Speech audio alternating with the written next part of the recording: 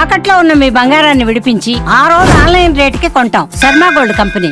మీ comedy చాలా unique గా మీరు పండించిన తీరు చూసి పెద్ద పెద్ద కామెడియన్స్ ఏమన్నారు మిమ్మల్ని? మహాత్మా సినిమాలో బ్రహ్మానందం గారితో యాక్ట్ చేస్తున్నా. బ్రహ్మానందం గారు అయితే షాక్ అయిపోయారు మేడం. షాక్ అయిపోయి అసలు అప్పటి నుంచి బ్రహ్మానందం గారు నన్ను చాలా ఇష్టపడ్డారు. నాకు ఆయన చాలా ఫుల్ సపోర్ట్. నేను ఈగ చేయడానికి ఓన్లీ బ్రహ్మానందం గారే కారణం. వెంకీ ఏదో షో చేస్తారు అప్పట్లో, దాసనారాయణ గారి ఆధ్వర్యంలో ఒక ఈవెంట్ ఏదో జరుగుతుంది. అందులో యమదొంగ ఏదో అక్కడ స్కిట్ చేస్తారు రాజమౌళి గారు. దాని రిహార్సల్స్ కి ముందు అందరం ఎక్కడో గెస్ట్ హౌస్ లో కలిసాం, రామనాయుడు గారు గెస్ట్ హౌస్. అప్పుడు బ్రహ్మానందం గారు ఉన్నోళ్ళు అందరికి పరిచయం చేశారు. అప్పుడే కమెడియన్స్ అందరికీ నన్ను పరిచయం చేసి బ్రహ్మానందం గారే. అలీ గారు, ఎంఎస్ నారాయణ వీళ్ళందరికీ ఇటు తాగుబోతు బాగా చేస్తున్నాను. అలానే రిహార్సల్స్ రోజు అక్కడ షో రోజు రవితేజ గారు ఉన్నారు, రాజమౌళి గారు ఉన్నారు. నన్ను టక్కన లాగి వాళ్ళు ఏదో బిజీగా ఉన్నా నన్ను అలా లాగి, రాజమౌళి ఒకసారి ఈయన చూడే అంటే ఆయన చాలా సందర్భం కాదు కానీ బ్రహ్మానందం గారు ఈయన చూడే ఒకసారి అన్నాడు. నేను తాగుతూ యాక్టింగ్ చేస్తే షాక్ అయ్యండి. ముందు కొంచెం ఇబ్బంది పడ్డా, నా యాక్టింగ్ చూసి షాక్ అయ్యండి. దాన్ని దృష్టిలో పెట్టి ఎందుకు ఇబ్బంది పడ్డారు? ఏదో మీటింగ్లు ఉన్నారు, బ్రహ్మానందం గారు పెద్ద ఆయన, రాజమౌళి సార్ ఒకసారి ఈయన చూడండి అంటే ఆయనకు అర్థం కాదు ఏంటి ఎవడు ఏంటి అన్నట్టు ఉంటది. నేను తాగుతూ యాక్టింగ్ చేసిన తర్వాత అరే అని ఫీల్ అయ్యాను, హ్యాపీగా ఫీల్ అయ్యాను. అదే ఈగ పడడానికి కారణం. బికాజ్ ఆయన అన్ని రకాల కామెడీ ఇప్పుడు కూడా రండి ఎన్ని వందల సినిమాలు చేసిన ఆయన తెరపైకి వస్తే అట్లా మీరు కూడా మీ స్పేస్ లో మీరు చాలా అద్భుతంగా క్రియేట్ చేశారు. సో ఇప్పుడు ఈ చేంజ్ తర్వాత మీరు మళ్ళీ కామెడీ క్యారెక్టర్స్ చేస్తారా? ముందు మంచి వేషం పడితే ఓకే, కానీ నేను ఈ క్యారెక్టర్ చేయనండి అంటారా అనరు అంటే. కానీ అబ్బాయి ఎందుకు రిటర్న్ వెళ్ళడం ఇట్లాంటి ఉంటాయి కదా, అట్లేం ఉండదు. కాకపోతే ముందు చెప్తారు. ఇప్పుడు ఉదాహరణ మొన్న అంటే ఒక సందర్భం చెప్తున్నా. రీసెంట్ గా బ్యాడ్ గర్ల్స్ అనే సినిమా వచ్చింది కదా మొన్న. మాకు జగడానికి ఆడ అప్రెంటిస్ సాఫ్ట్వేర్ ఇంజనీర్ అప్పుడప్పుడు షెడ్యూల్కి వచ్చి వెళ్తుండేటోడు సుకుమార్ దగ్గర. నీలి నీలి ఆకాశం సాంగ్ ఉంది కదా, అవును, ఆ డైరెక్టర్ బ్యాడ్ గర్ల్స్ అని తీశాడు. అందులో గే క్యారెక్టర్ ఏదో చేయాలి. జనరల్గా గే క్యారెక్టర్లు జోష్ రవి చేస్తాడు ఎక్కువ. ఇప్పుడు తాగుబోతు నేను చేసినట్టు. జోష్ రవికి ఏంటంటే బాగా పేరు వచ్చింది, అది చేయడం ఇష్టం లేదని ఆయన అవాయిడ్ చేస్తుంటాడు. నాకు కాల్ వచ్చింది, వీడు మున్నాడు ఫోన్ చేసి అరే ఒక వేషం చేయాలంటే నాకు అర్థమైంది. అరే ఇది ఓకేనారా నేను అన్నా, చేయరా అన్నాడు. జోష్ రవికి ఫోన్ చేసిన ఊరికి, ఇలా అడిగిర్రు అంటే అవునన్నా నన్ను అడిగిర్రు, నీకు తెలుసు కదా నేను చెయ్య అన్నాడు. అవునా నన్ను అడిగిర్రు అంటే బలవాడు అన్నా చెయ్యి అన్నాడు. చెప్తూ ఫీల్ కావద్దని మీరు మంచి అంటే నేను కొంచెం పాజిటివ్ పర్సన్ కాబట్టి ఊరికి అడిగిన.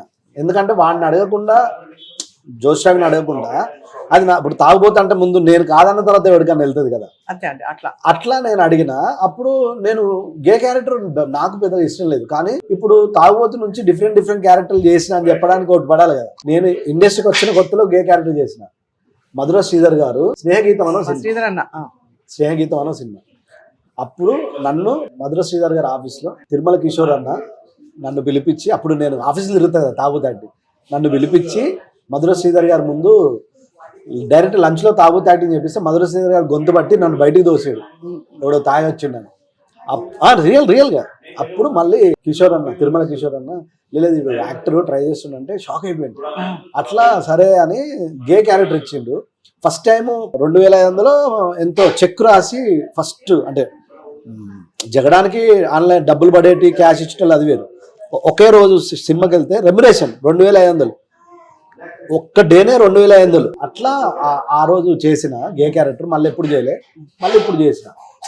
అట్లా ఇబ్బంది పడాల్సింది ఏమి ఉండదు. ఎందుకంటే మరీ ఇబ్బంది పడితే డైరెక్టర్లు రాయరు కదా.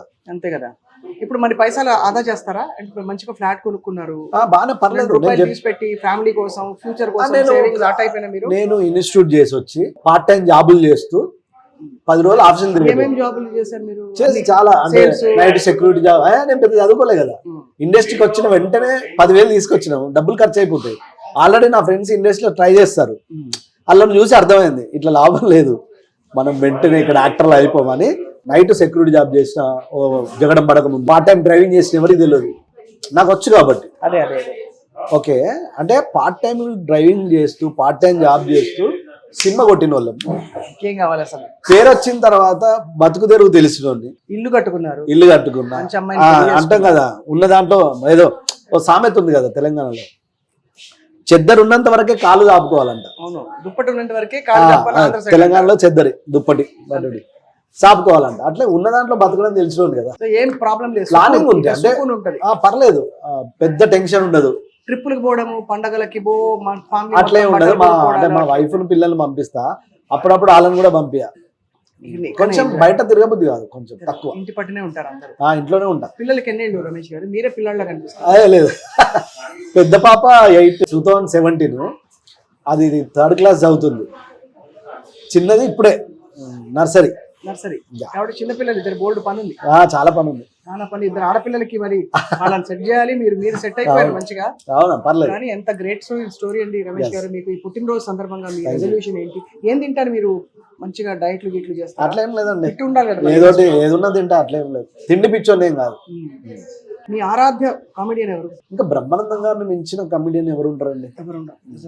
ఎవరైనా అతన్ని ఇప్పుడు హీరోలలో చిరంజీవి గారిని, కమెడియన్ల బ్రహ్మానందం గారిని ఇష్టపడిన వాళ్ళు ఎవరు ఉంటారు? ప్రేమించిన వాళ్ళు ఎవరు ఉంటారు?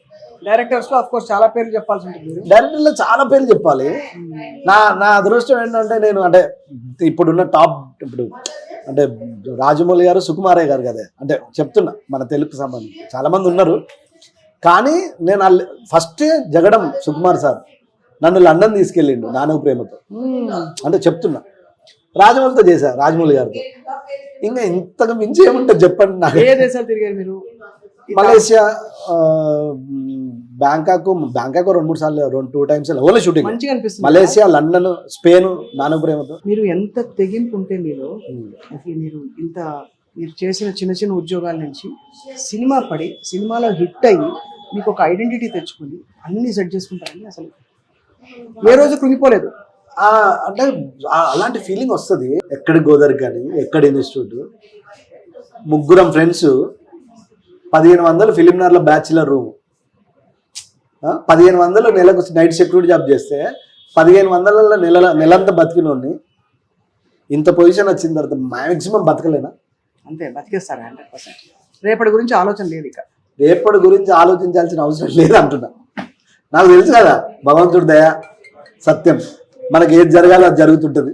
అంతే, గాడ్ స్క్రీన్ ప్లే. చెప్పిన కదా, తలరాత నుంచి ఇక్కడ ఏం జరగదని నా ఫీలింగ్. తలరాత బాగుందండి, చాలా మంచిగా. అయితే మీరు మీ గుళ్ళకి ఎట్లా దేవుని మొక్కుతారా? దేవుని మొక్కుతా. ఏ దేవుడు ఇష్టం మీకు?